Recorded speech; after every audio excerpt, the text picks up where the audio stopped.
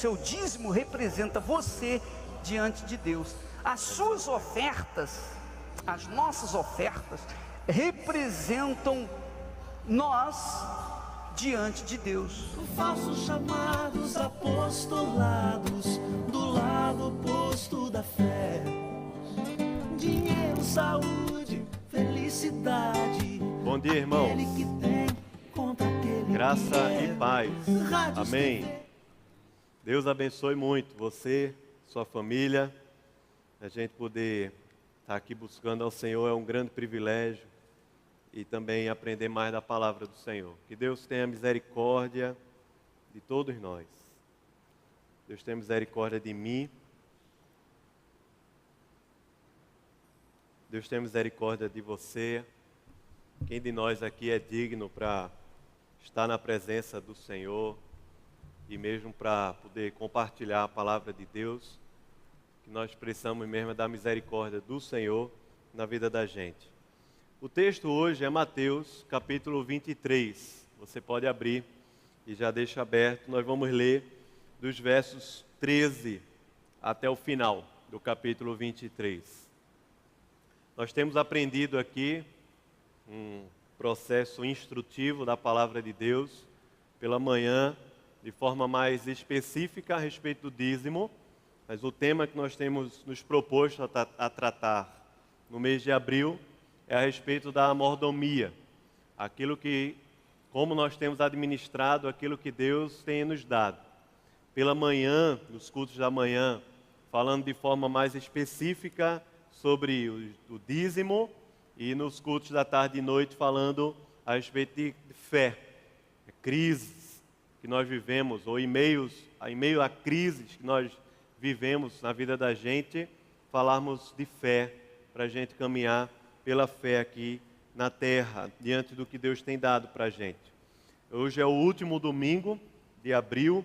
Abril é um mês, foi um mês que nós tivemos 5 domingos aqui, a partir do dia 2 de abril. É um mês muito especial, que é o meu aniversário. E nós tivemos aqui 5 domingos estudando a palavra de Deus. Primeiro domingo, nós conversamos no texto de Gênesis, capítulo 4, a respeito do dízimo como um processo de entrega de coração, de vida. É a entrega das primícias ao Senhor, lá no texto de Caim e Abel, naquela história ali do sacrifício, no qual Deus não somente se agrada da oferta, mas Deus se agrada do ofertante. Diz lá o texto que Deus se agradou de Abel e da sua oferta. Deus não se impressiona apenas com a oferta, mas Deus se agrada do ofertante. Nós conversamos em Gênesis também, no segundo domingo de abril, naquele texto lá em que Abraão se depara com Melquisedeque. E naquele momento, quando ele se depara com o rei de Salém, chamado Melquisedeque, e Abraão, como uma forma de consagração a Deus, é a entrega ao dízimo. E aí a primeira expressão bíblica a respeito do dízimo, antes da lei de Moisés, porque o dízimo é um princípio espiritual de consagração a Deus, e ele é anterior à lei. Nós vimos aqui no terceiro domingo a linguagem profética a respeito do dízimo, lá em Malaquias, e estudamos o texto de Malaquias, capítulo 3, e vimos a instrução do profeta, o último profeta do Antigo Testamento, nos ensinando, ou retomando para nós, para o povo de Deus, essa estratégia, essa didática de Deus, de tratar com a gente. E o único texto, talvez um dos únicos, ou o único texto, em que a palavra provar se refere a uma relação do homem com Deus, quando Deus fala assim: me prove se eu não serei fiel, se eu não guardarei, se eu não cuidarei de você, da sua vida e da sua posteridade. Nós entramos no Novo Testamento para conversar sobre esse assunto no quarto domingo, e foi o texto de Lucas, no capítulo 18, quando vimos ali aquela parábola que Jesus conta entre um fariseu e um publicano, e um dos elementos da vida ou da expressão religiosa que é usada naquela parábola é o elemento do dízimo. E hoje nós vamos olhar para Mateus capítulo 23, e tem um pouco, está muito vinculado ao sermão do domingo passado, quando nós conversamos a respeito dessa mentalidade religiosa a respeito do dízimo, e como Jesus, naquela parábola, informa para a gente que a oração que chegou ao seu coração, ao coração do Pai, não foi a oração daquele fariseu que achava que podia comprar Deus, podia legitimar a sua vida espiritual pelo que ele fazia, e a Bíblia diz que ele orava de si para si mesmo, mas é a oração daquele publicano que estava ali na presença de Deus quebrantado, de tal forma que todo exercício, toda disciplina espiritual que é fruto de alguém que acha que pode conquistar a Deus com seu mérito, ela se torna vazia. Pode ser o dízimo, pode ser o culto, pode ser uma ministração, pode ser uma ajuda ao próximo, pode ser trabalhar em alguma coisa. Se não for fruto de um coração quebrantado, ela se torna vazia. E é nesse padrão que o Evangelho quer ensinar para a gente, um padrão que não é um padrão exterior, mas é um padrão do coração de Deus ao nosso coração, é um padrão interior. Não é o Novo Testamento, não quer dizer que é, ou melhor, sendo do Evangelho, não quer dizer que é apenas do Novo Testamento, mas é o padrão que Deus tem ensinado em todo o Antigo Testamento, e a gente tem conversado sobre isso aqui, é o padrão de uma ação de Deus no coração, e é justamente essa ação de Deus no coração resgatadora, libertadora, que é o poder do Evangelho para a salvação de todo aquele que nele crê. É assim que Paulo fala em Romanos, é assim que Abraão fala lá em Gênesis, e é assim que a história do Evangelho se desenvolve até os dias de hoje. Nesse texto que nós vamos ler, há muitas palavras fortes que Jesus fala aos fariseus. Não são palavras suaves, amenas. Ai daquele, ai dos fariseus, ai dos escribas, ai daqueles que são atores da sua vida espiritual. Palavra muito dura que Jesus está falando aqui dentro de Jerusalém.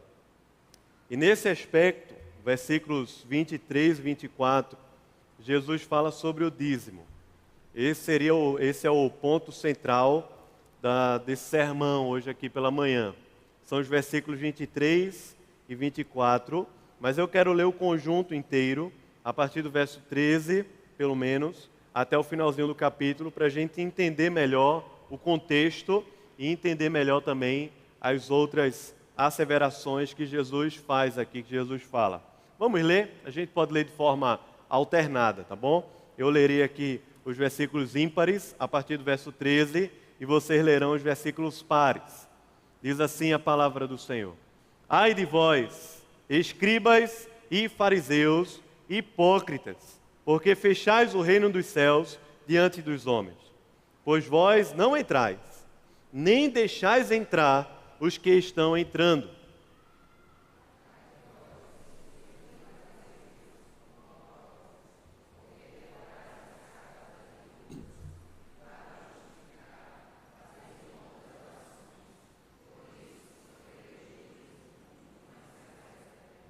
Pode melhorar essa leitura para a câmera pegar o áudio legal para os irmãos que estão assistindo. Diz no versículo 15: Ai de vós, escribas e fariseus, hipócritas, porque rodeais o mar e a terra para fazer um prosélito. E uma vez feito, o tornais filho do inferno, 2 vezes mais do que vós.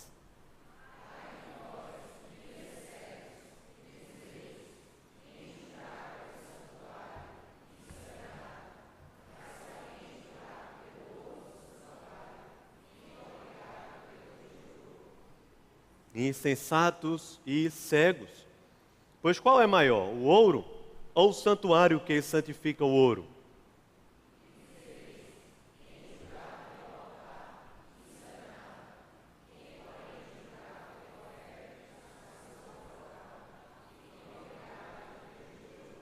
Cegos. Pois qual é maior, a oferta ou o altar que santifica a oferta?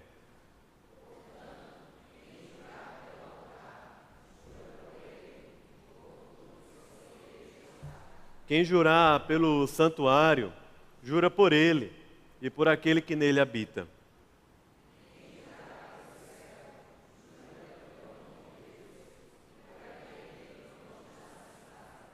Ai de vós, escribas e fariseus, hipócritas, porque dais o dízimo da hortelã, do endro e do cominho, e tendes negligenciado os preceitos mais importantes da lei, a justiça, a misericórdia e a fé. Devias, porém, fazer estas coisas, sem omitir aquelas.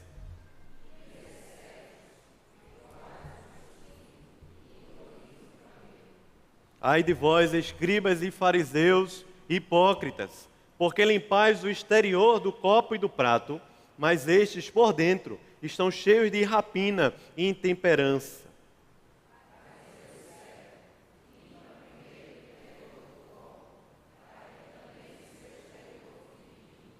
Ai de vós, escribas e fariseus, hipócritas, porque sois semelhantes aos sepulcros caiados, que por fora se mostram belos, mas interiormente estão cheios de ossos, de mortos e de toda imundícia.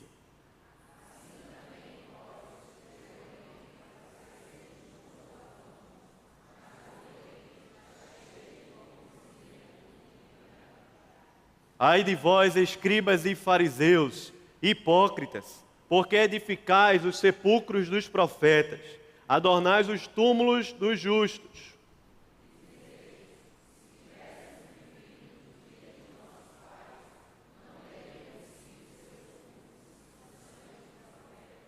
Assim, contra vós mesmos testificais que sois filhos dos que mataram os profetas.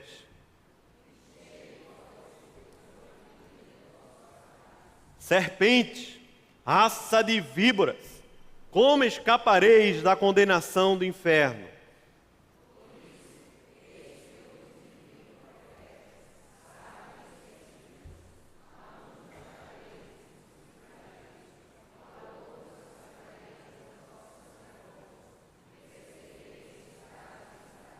Para que sobre vós recaia todo o sangue justo derramado sobre a terra, desde o sangue do justo Abel, até o sangue de Zacarias, filho de Baraquias, a quem matastes, entre o santuário e o altar.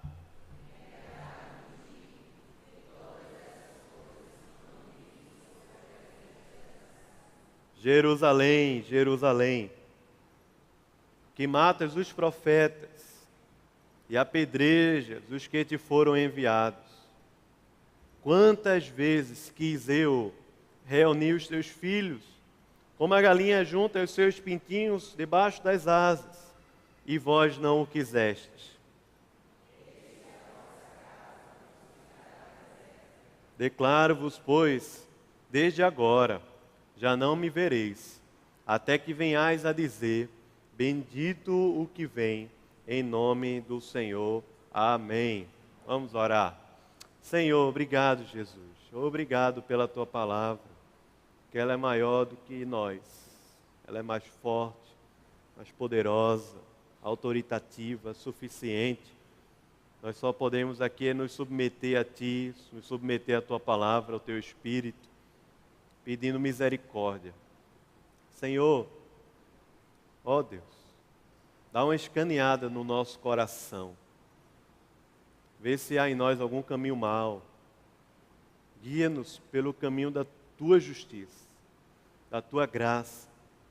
Ó Senhor, não deixa, Pai, a gente viver uma vida religiosa que seja vazia, sem Jesus, sem o Senhor. Livra-nos desse mal e nos abençoa, Deus, aqui essa manhã, início de tarde. Em nome de Jesus. Amém. Amém. Palavras duras, irmãos, que Jesus está falando aqui aos fariseus. Escribas e fariseus.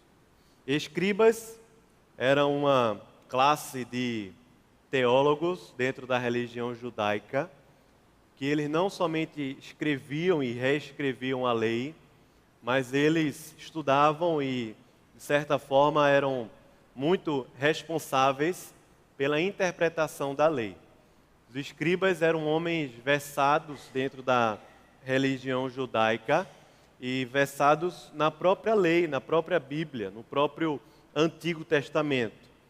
Só que esses escribas, à medida que estudavam, eles se perderam num processo aí histórico, que não dá muito tempo para a gente falar, mas surge essa figura, especialmente naquela época ali, da dispersão do cativeiro babilônico.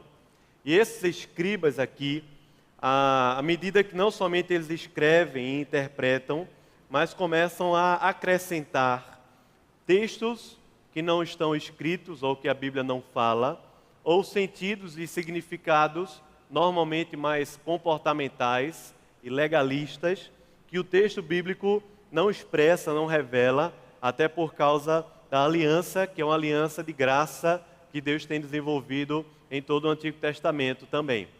Escribas, Jesus está falando assim: ai de vós que sois escribas, ou seja, Jesus está desautorizando essa turma, que era a turma dos teólogos da religião judaica. Outra classe que Jesus está falando aqui são os fariseus.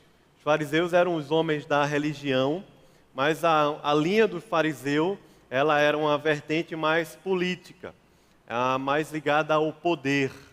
Os fariseus que formavam ali o sinédrio, um conselho de juízes, 70 mais ou menos anciãos que estavam que julgavam o povo submisso ao Império Romano, mas exerciam um poder imenso. Só que esse poder não era apenas um poder político, ele era também um poder religioso muito forte. Por isso que o tempo inteiro nós vamos ver fariseus perseguindo o ministério de Jesus. Só que Jesus, quando estava desenvolvendo o seu ministério lá na Galileia, que era já uma região um pouco afastada, mais simples, mais humilde daquela época, da região da Judeia inteira, Jesus tinha muita perseguição de fariseus, e é verdade que eles iam e muitos queriam apedrejá-lo, disseram que ele tinha feito milagres por causa do poder de Beelzebu, dos demônios e tudo mais. Só que agora Jesus está dentro de Jerusalém. Jesus agora está na casa dos fariseus, está no ambiente mais religioso dentro do judaísmo daquela época. Logo, poucos capítulos antes, nós vemos que Jesus entra em Jerusalém, a entrada triunfal de Jesus em Jerusalém, e Jesus, mesmo em cima de um jumentinho, é recebido ali em Jerusalém como se fosse um rei. Bendito é o que vem em nome do Senhor. Hosana, como nós cantamos aqui, a turma estava ali recebendo Jesus como se estivesse recebendo o Messias, o Cristo, um grande rei. E Jesus, quando está em Jerusalém, nos últimos dias do seu ministério, a palavra, o sermão que Jesus começa a pregar ali em Jerusalém, também tem uma tônica muito interessante. Pelo menos duas que eu identifico nos 4 evangelhos.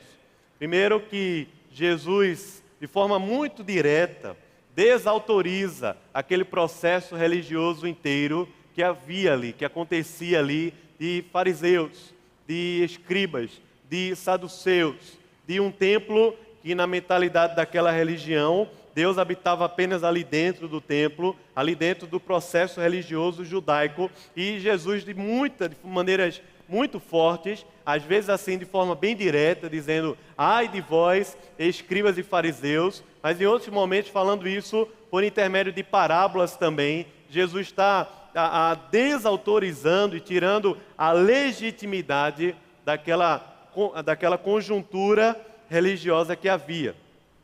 E uma outra perspectiva do sermão de Jesus aqui, das palavras de Jesus em Jerusalém, é a respeito do juízo final. Muitas parábolas que Jesus conta a respeito dos últimos dias, e o capítulo 24 de Mateus é um dos capítulos que Jesus fala de forma mais direta a respeito desse assunto do reino de Deus e da consumação dos séculos, dos últimos dias que nós estamos vivendo ainda. texto, ou na primeira parte, ou melhor, na primeira característica do sermão de Jesus em Jerusalém, ele fala contra religiosos e contra escribas. Ok, eu não sou fariseu, porque eu não tenho raiz judaica, eu não sou escriba, você pode dizer assim, eu não tenho nada a ver com isso, eu nem entendo direito como é esse negócio, eu não uso vestes sacerdotais como aqueles fariseus faziam, eu quando vou dar o dízimo na igreja, eu não toco o sino, não existe nem sino aqui na nossa igreja para alguém tocar, né, e todo mundo ver, eu não sou aqueles que pega um dinheiro, vai dar o dízimo e coloca tudo nota de R$2 para ficar bem difícil de entrar, né, no gasofilaço e todo mundo ficar olhando. Eu não tenho essa característica religiosa, eu não uso roupa diferente, eu não tenho um ar. Ok, beleza. Fariseus, os escribas, estavam ali ligados a uma conjuntura muito local, muito daquela região, daquele contexto. Mas fala a verdade, essa alma religiosa, ou esse coração religioso, persegue muito a vida da gente. Muito. E não persegue porque é fruto dos fariseus. Não persegue porque nós herdamos isso dos fariseus. Nós herdamos isso lá do Jardim do Éden. Esse espírito religioso, que pode ser chamado também de legalista, que de alguma forma estava se enredando ali, ou se enveredando no coração de Eva, quando ela, perguntada pela serpente a respeito do fruto e da árvore, passa a acrescentar uma coisa que Deus não tinha falado. Ali, naquele momento, naquele diálogo, parece que está nascendo esse tipo de espírito religioso e legalista. A serpente pergunta ou questiona Eva a respeito da árvore. A serpente e o diabo ainda hoje faz esse tipo de estratégia, na qual ela põe dúvida no nosso coração, e não é somente uma dúvida conceitual, não é somente uma dúvida teórica, mas também coloca uma espécie de insatisfação, um questionamento que gera uma necessidade, uma falsa necessidade na nossa alma. E Eva responde assim: nós não devemos comer o fruto e não devemos nem mesmo tocar nele. Nesse espírito, nesse coração, nessa introdução do diálogo que estava acontecendo, parece que nasce esse espírito religioso e legalista. Passa a funcionar dentro de nós. É tanto que assim que eles se deparam ali com o pecado, e diz o texto de Gênesis 3, que eles se viram nus e se envergonharam um do outro. Primeira atitude que eles fizeram, primeira solução que foi criada, foi justamente pegar folhas de figueira e fazer uma roupa que pudesse cobrir aquela nudez, e assim aparentemente o problema estava resolvido. Só que a maneira como nós resolvemos o nosso problema religiosamente é tentando colocar as coisas debaixo do tapete. Quando Deus fala e nos chama, nos escondemos. E foi assim que Deus resgatou o coração de Adão e de Eva lá no Jardim do Éden, chamando eles. Chamando Adão, que é ali o representante, o líder daquela sociedade. E a partir do diálogo de Deus com Adão, com Eva, com a serpente, um novo processo passa a funcionar, ou um novo processo passa a ser disponível para todo aquele que nele crê e todo aquele também que foi escrito no livro da vida antes da fundação do mundo. Esse novo processo não é um processo religioso, embora o nome disso aqui que nós estamos vivendo hoje seja religião. Quando você escreve um cadastro em algum lugar e pergunta qual a sua religião, você deve dizer: eu sou evangélico, eu sou... alguns têm medo dessa palavra, falam: eu sou presbiteriano. Especialmente quando é pastor, eu digo logo: eu sou pastor presbiteriano, para não ficar dúvida e pensar que eu sou feito esse aí que passou no telão. A gente fala, a gente expressa isso, nós estamos socialmente Nós estamos impressos, nós estamos dentro de uma sociedade religiosa. Mas nós fomos libertos desse tipo de funcionamento, que é representado aqui nos evangelhos pelos fariseus, mas que ainda hoje persegue em muito a vida da gente. Funcionamento é mais ou menos assim. A vida religiosa significa abrir mão das coisas erradas e passar a fazer as coisas certas. Abrir mão daquilo que é errado, daquilo que não pode, e começar a fazer aquilo que é certo. Então, eu vou abrir mão, por exemplo, de fazer falcatruas, roubos, e vou agora ser uma pessoa honesta. E essa honestidade, ela é uma expressão religiosa. O outro é eu vou abrir mão de beber, de usar droga, de ter uma vida promíscua aí fora, e agora eu vou ter uma vida moral perfeita, um comportamento religioso que seja aceitável. Ok, é verdade que isso faz parte. E Jesus, quando está falando com os fariseus, não questiona ou não diz para eles pararem de fazer o certo. Mas Jesus está questionando, e eu acho que é aí onde a coisa pega no nosso coração. Jesus está questionando o que está lá dentro. Aquilo que ele fala no início, dizendo assim, vocês lavam o copo por dentro ou por fora, mas não lavam o interior. Você já pegou um copo sujo? Fala a verdade. Quando seu marido lava as louças, hein, mulher? Aquele dia, assim, que é um dia diferenciado, né? E tem mulher que nem reclama para ele não parar de lavar. Mas quando o marido lava a louça, você está rindo porque sabe. E aí a mulher vai lá e pega a louça. Fala a verdade, o marido quando vira assim, não dá vontade de colocar no... Você vai beber água, mas coloca primeiro assim no sol, numa parte de claridade. E mulher identifica aquela sujeirinha que eu mesmo quando lavo louça é 1 hora, porque eu fico tentando tirar, mas tem aquela coisa que fica ali, você acha que a mulher não vai ver, mas ela vê. Mas fala a verdade, tirando essa brincadeira, quando você vai beber água num copo e ele está sujo por dentro, sujo mesmo, não dá uma travada? Jesus está dizendo assim, vocês lavam o que está por fora, mas não estão lavando o que está dentro. A preocupação de vocês é apenas com a aparência, é apenas com o que está fora.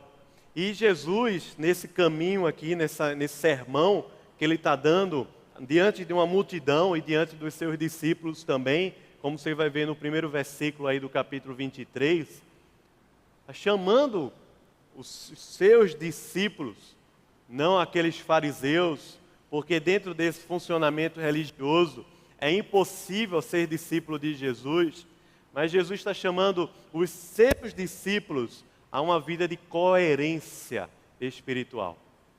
Ou seja, aquilo que está fora represente aquilo que está dentro, e não aquilo que está fora mascare aquilo que está dentro. Nós temos um padrão bíblico a respeito da nossa moral. O padrão é o padrão divino, é santidade de Deus. Santo, Deus é santo, Ele é santo, Ele é santo. E isso envolve todas as áreas da nossa vida. E Deus requer de nós coerência.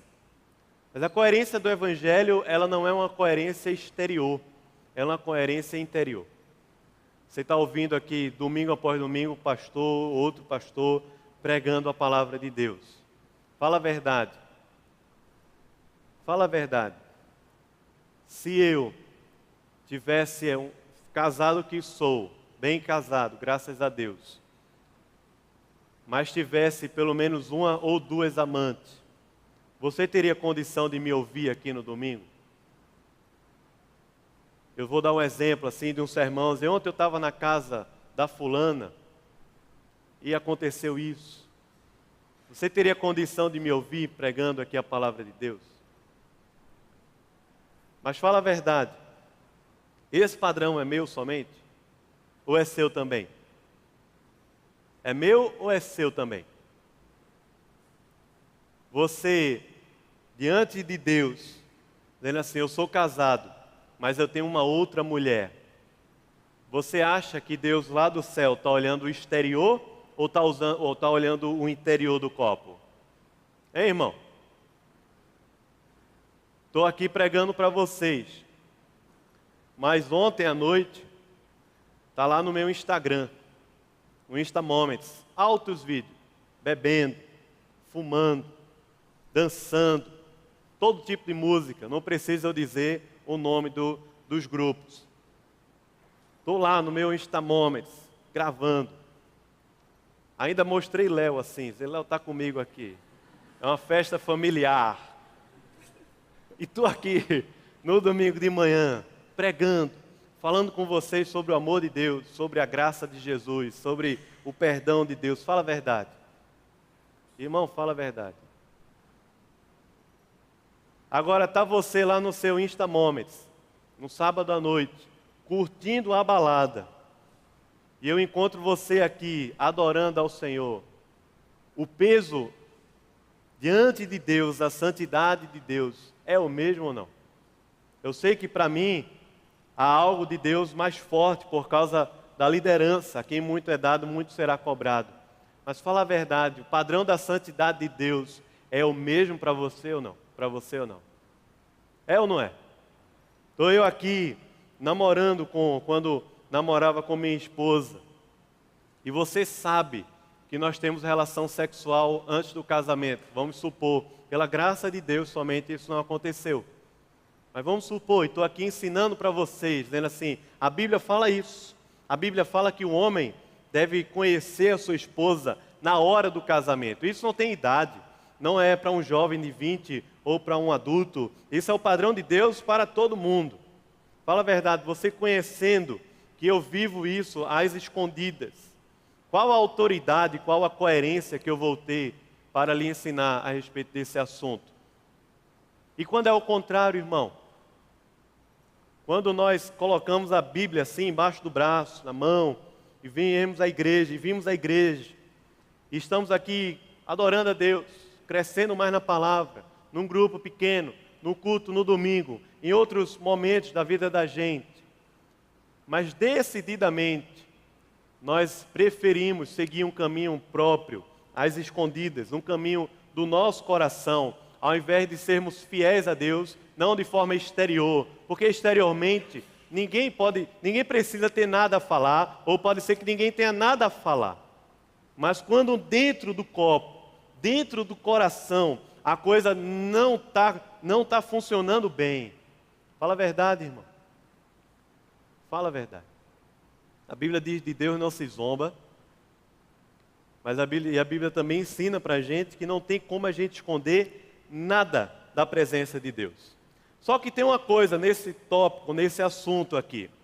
O Evangelho não é um padrão de vida religiosa do que é fazer o certo. O Evangelho não é somente a pessoa que faz o certo, porque você pode pensar comigo que pessoas que só fazem o certo são aceitáveis, são puras diante de Deus, mas na verdade pode ser que aquele padrão de fazer o certo seja somente um padrão farisaico, religioso, de alguém que acha que vai comprar Deus, que vai comprar a salvação de Deus. Na verdade, o Evangelho não está funcionando nesse eixo aqui, entre o errado e o certo e o errado. O Evangelho liberta a gente desse eixo. O Evangelho tira a gente desse funcionamento equivocado de um homem religioso. E não pensa que ser religioso é somente a pessoa que está dentro da igreja, de uma religião. Mas o padrão ético, moral, ateu, até aquele lá mais ateu que você conhece, mas que faz o bem, mas que cuida das pessoas, tem um interesse pelo desenvolvimento da sociedade, ali há um padrão religioso, sim. Pode ser que não haja com fundamento bíblico, pode ser que um fundamento seja Nietzsche, a transvaloração que Nietzsche falava tanto, pode ser um padrão qual for, mas há um padrão religioso ali. E o Evangelho, ao invés de nos transformar, para dizer assim, para de fazer o errado e passa a fazer o certo, o Evangelho liberta a gente desse funcionamento. e nos liberta para fazer o certo. É verdade, porque fazer o certo, aquilo que a Bíblia fala, faz parte do pacote. Mas o que do Evangelho, a coisa máxima do Evangelho, apaixonante, é que o Evangelho nos liberta desse padrão para vivermos em submissão a Deus, em amor a Deus, em um relacionamento com Deus, em um desejo de conhecer Deus. Porque é verdade que pessoas fazem o certo dentro da igreja e fora da igreja também fazem. Mas o Evangelho produz no nosso coração fome de Deus, vontade de ler a Bíblia. Você na sua casa, irmão, tem vontade de ler a Bíblia, de falar com Deus? Quando não está na igreja, não está no grupo pequeno, dá saudade de Jesus? Tem saudade da namorada, do marido, da esposa, do filho? Irmão, você tem saudade de Jesus? Lê a Bíblia para orar. Não estou falando aqui de ser um cara assim, teólogo, que conhece muita coisa. Falando de alguém que se relaciona de verdade com Deus, que quando está na vida comum, tem saudade, quer orar, gosta de ler a palavra de Deus. O padrão do Evangelho no nosso coração produz uma vida de submissão à vontade de Deus, de devoção a Deus, de apego a Deus. Aquilo que um teólogo que eu gosto muito, chamado Jonathan Edwards, norte-americano, ele chamava de afeto. O Evangelho produz em nosso coração afeto por Deus. Desejo de fazer a vontade de Deus, não para corresponder a um eixo religioso do meu coração, que pode estar motivado muito mais pela reputação, ou muito mais por qualquer outra coisa do que pelo Evangelho. Mas o Evangelho produz em mim um desejo de fazer a vontade de Deus e obedecer a Deus por causa de um amor ao Senhor. De tal forma que a questão não é o que eu faço ou a minha atitude, ela define o meu coração, né? O que eu faço, a minha atitude, o meu comportamento define a minha alma, o meu caráter, mas é o contrário. O contrário é que o meu coração, ou melhor, a minha atitude, ela é reflexo do meu coração, coração que é entregue a Deus, completamente entregue a Deus. Nós podemos aplicar essa palavra que Jesus está falando aos fariseus de muitas formas. Eu tenho muita dificuldade até de trazer um estudo apenas em um versículo, mas o ponto do nosso sermão é nos versículos 23 e 24. Mas se você for olhar todas as palavras, os ai que Jesus vai falar para os fariseus, Jesus toca no discipulado, por exemplo, dizendo assim, era melhor, ele diz assim, vocês pegam um novo convertido, uma pessoa, um prosélito, e transforma ele, condenado ao inferno, 2 vezes mais do que você. Jesus fala sobre esse processo de ensino de pessoas novas, dizendo que se for um ensino baseado nessa conjuntura, nessa estrutura, nós estamos formando pessoas para o inferno e não para Jesus. E isso Jesus fala lá em Jerusalém, ali no ambiente do templo, mas é a mesma palavra de Jesus para nós hoje. A igreja de Jesus no século 21, a igreja presbiteriana das graças. É a mesma, porque uma hora ou outra, mesmo nós assim, de verdade, de fato, sendo cristãos, genuinamente cristão, nasceu de novo, o Espírito mora no seu coração, muitas vezes nos perdemos. E às vezes nós nos perdemos num caminho de libertinagem, mas às vezes nós nos perdemos também num caminho de legalismo, de religiosidade.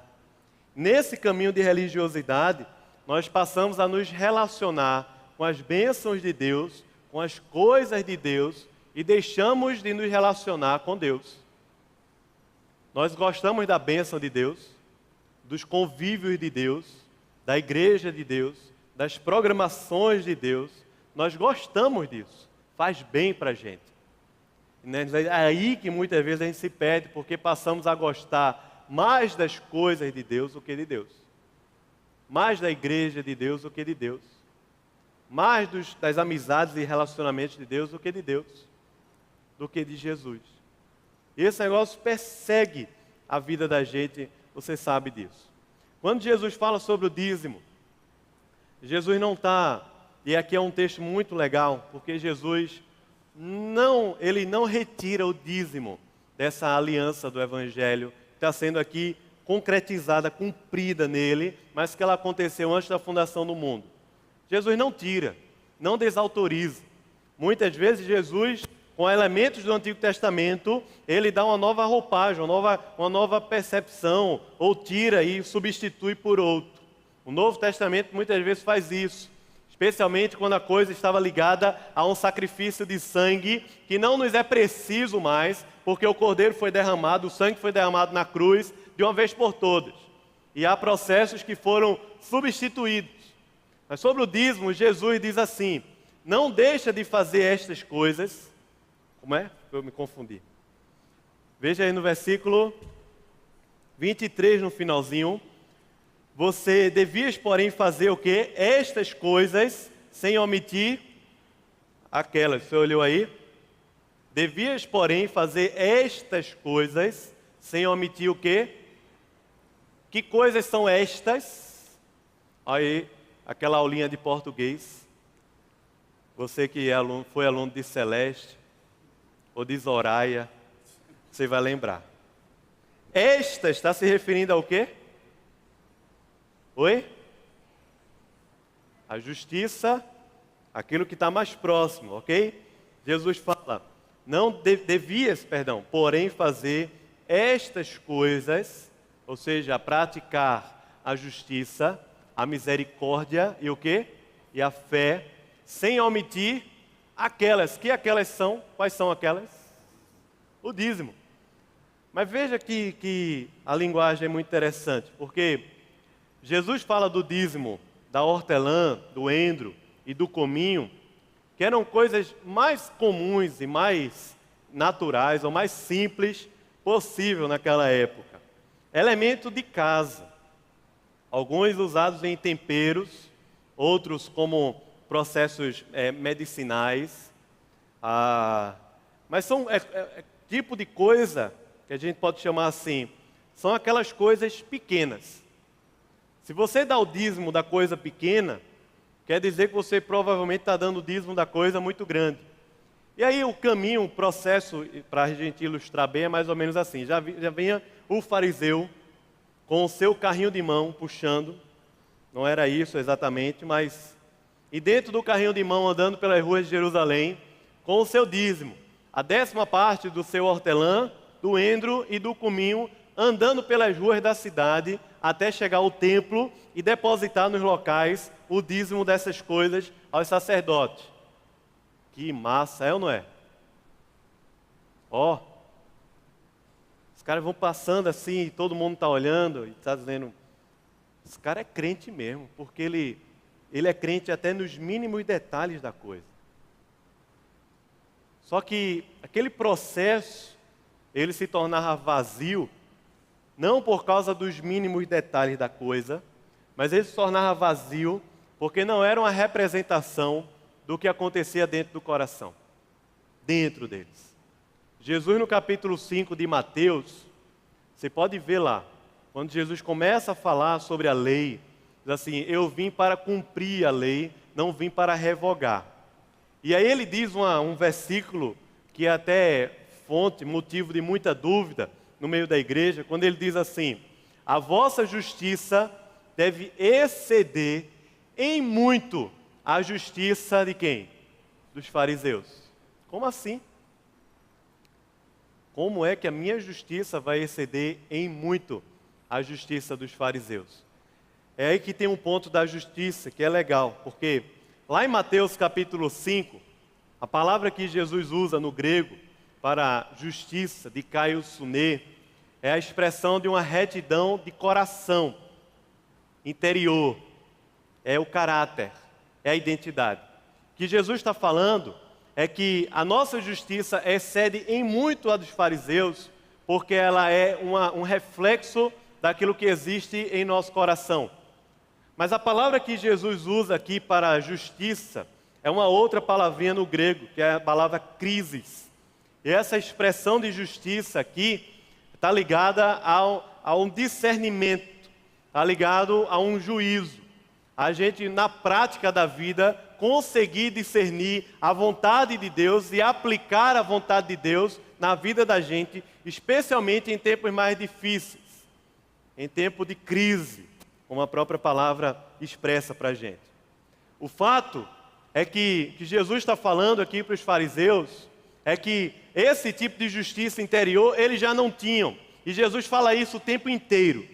Mas Jesus está falando é que um coração que é devoto, que é rendido a Deus, na vida, isso vai transparecer, isso vai refletir. E como é que vai refletir? Aí ele fala da justiça, da misericórdia e fala também da fé.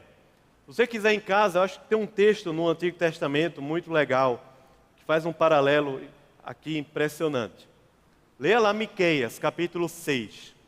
Miqueias, aquele livro da Bíblia que a gente tem até dificuldade de achar onde é que ele está, entre os profetas menores. Miqueias, no capítulo 6, ele começa a dizer assim: Deus não está impressionado se você traz 1000 carneiros para ser sacrificado no altar. Deus não está preocupado se você traz 1000 ribeiros de azeite para ser derramado no altar. Deus não está preocupado com essa quantidade da oferta, como se ela de alguma forma fosse atrair os olhos de Deus. E aí ele fala assim: o que é que Deus requer de nós? Deus não requer de nós sacrifícios vazios, Deus não requer de nós oferta que é apenas o comportamento exterior, que não é de coração, porque Deus santifica o altar, Deus santifica o coração, Deus se agrada de nós e da nossa oferta. O fato é que lá em Miqueias ele vai dizer o que é que Deus requer de nós, senão que pratiquemos a justiça, a misericórdia e andemos humildemente diante de Deus. Miqueias está falando, e Jesus está chamando a gente a uma vida de coerência, a saber, com a justiça de Deus, discernir a vontade de Deus, a saber, com a graça de Deus, aplicar a misericórdia de Deus na vida, com aqueles que precisam. E não significa dizer que aqueles que precisam são aqueles mais necessitados materialmente, mas aplicar a misericórdia de Deus, muitas vezes com pessoas que são melhores ou mais abastadas que nós e a gente. Aplicar a misericórdia diante da graça, da justiça, do Evangelho de Deus, com pessoas que estão precisando de um auxílio. Muitas vezes esse auxílio não vem de uma forma material, mas vem de uma forma de um aconselhamento, de uma exortação. A palavra que a junção daquilo que é a graça e a verdade, ou que Paulo fala, a verdade sendo dita em amor. A misericórdia. E aí ele fala da fé. A fé nem sempre traz um contexto, um significado da crença, daquilo que está no nosso coração. Mas a fé também ela tem uma ligação muito legal com a expressão da fé, que é a piedade. Aquilo que Miqueias fala sobre andar com Deus, é o que Jesus está falando aqui com fé. Ou seja, a expressão da vida cristã comum, de gente que anda com Deus de verdade. Como Enoque, que foi chamado amigo de Deus, alguém que conhecia Deus, e Deus resolve levar ele para si, para mais perto de si. Jesus está chamando a gente para um processo de coerência. E a coerência não faz parte da vida religiosa, ela faz parte da vida no Evangelho. Porque a vida de coerência não é somente deixar o errado e fazer o que é certo. A vida de coerência é se render a Jesus. É se entregar ao Senhor. É se curvar diante da sua justiça. É desejar amar a Deus, andar com o Senhor, viver com o Senhor na prática. Tenha certeza que o dízimo, como Jesus está trazendo aqui para a gente, ele é muito mais a representação da justiça, da misericórdia e da fé do que da religiosidade farisaica, de alguém que vai na frente, batendo o sino, mostrando, dizendo, eu dou tanto, eu tenho... O dízimo é a expressão de um coração de justiça, de misericórdia e de fé. Eu não acredito que, se nós estamos participando dessa série aqui no mês de abril, você tem acompanhado os cultos pela manhã. Eu não acredito. Eu acho que Deus está falando com você. Eu não acredito que Deus não esteja falando com você. Deus está falando com a gente. Eu acho interessante que, nesse momento da minha vida, a coisa financeiramente deu uma apertada. Eu disse, opa, é melhor eu passar esse sermão para outro pregador falar. Deus me ensinou a dar o dízimo quando eu recebia R$30 por mês, que uma irmã da igreja me dava para eu colocar no cartão do Passo Fácil. Eu não tinha dinheiro, eu ia para a escola, estudava de bolsa, quando me converti, ia andando. Botava o meu Walkman, com diante do trono, virava o lado da fita, porque não dava tempo de chegar até a escola. E ali Deus me ensinou essa riqueza. Mas, irmãos, eu não creio que a gente ouvindo tudo isso, essa didática de Deus, essa disciplina de Deus, essa instrução de Deus, e não haja um desejo no seu coração de se consagrar ao Senhor, de se entregar. E daquele que não entrega o dízimo porque acredita nessa teologia vazia, fraca, de alguém que acha que administra o seu dinheiro da melhor forma possível, acreditando assim que está consagrando a Deus 100%, quando o padrão de Deus é que quando entregamos 10% ao Senhor, não administrando isso, mas entregando, nós consagramos ao Senhor tudo. Se você não ou se não há uma vida de mordomia, não é somente o dízimo, mas é uma entrega total da minha casa, dos meus filhos, dos meus bens, da minha conta corrente, da minha roupa, dos meus sapatos, das minhas joias. É uma entrega total ao Senhor, consagração ao Senhor. Vamos orar.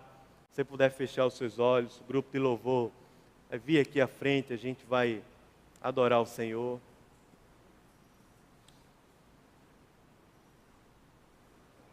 Por favor, feche os olhos, para a gente orar. Será que o que falta em nosso coração não é coerência? A questão não seja comportamento, mas coerência. E isso, a coerência, é quando ganhamos R$30 ou quando ganhamos 30 milhões.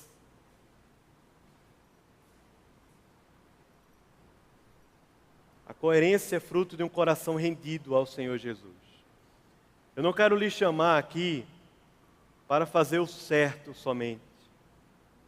Quero lhe convidar, lhe chamar a se consagrar mais, a se entregar mais, a dizer mais ao Senhor, reino absoluto sobre cada detalhe da minha alma, do meu coração. E você pode consagrar isso a Deus.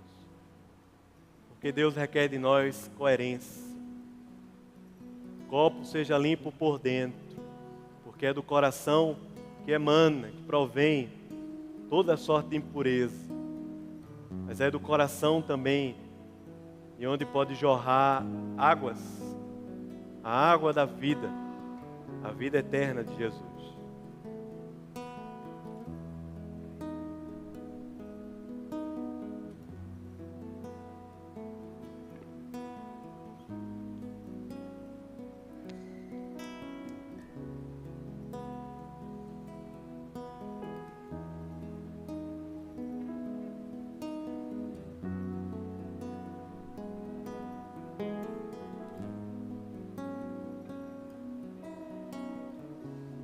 Vamos ficar em pé para a gente orar. Oh Senhor, oh Deus, vê, sonda mesmo o nosso coração. faz algo novo, um renovo, uma entrega, uma consagração, uma adoração, Senhor, que ela é em espírito e em verdade. Aquele culto que é racional porque ele é alguém que está se entregando no teu altar e querendo fazer a tua vontade que é boa, perfeita e agradável. Senhor, opera em nós, estabelece o teu reino em nosso coração. Produz, Senhor, fome, sede, vontade de obedecer ao Senhor, de trilhar o teu caminho, a tua justiça. Quebra, Senhor, altares no nosso coração. Talvez, Senhor, vícios. Traz libertação. Talvez, Senhor, uma depravação tão grande, Senhor, mas também tão oculta. Senhor, traz à tona, traz à luz, purifica-nos, corrige-nos, Senhor, nós somos o teu povo, Pai. Rebanho do teu pastoreio, pesa a tua mão, Senhor. Ó Deus, quebranta o nosso coração. Não deixa, Pai. Não deixa, Senhor, a gente viver à mercê do Senhor, no nosso próprio caminho, na nossa própria ideia. Senhor, resgata-nos para o teu evangelho, para a tua graça, Senhor, de uma forma completa. E não está baseado em nós, no que nós fazemos, no que nós podemos, na nossa força, mas baseado na força do teu poder, do teu espírito, da tua glória, do teu reino, da cruz e a ressurreição. Senhor, que venceu tudo, vence também o nosso coração. Nós entregamos a ti a nossa vida, Deus, nossa casa, a nossa comunidade aqui, a nossa igreja, a nossa cidade, os nossos planos, os nossos cursos, diplomas, Senhor, tudo é teu. Toma no teu altar. Ó Senhor, seja sempre adorado, glorificado, Senhor, no nosso coração. No mais secreto do nosso coração, seja adorado, Pai. Em nome de Jesus. Ó Senhor, em nome de Jesus. E que a graça maravilhosa do Senhor, o amor de Deus o Pai, a comunhão profunda do Espírito, seja sobre nós, o seu povo, hoje e para todo sempre. Aleluia. Amém. Vamos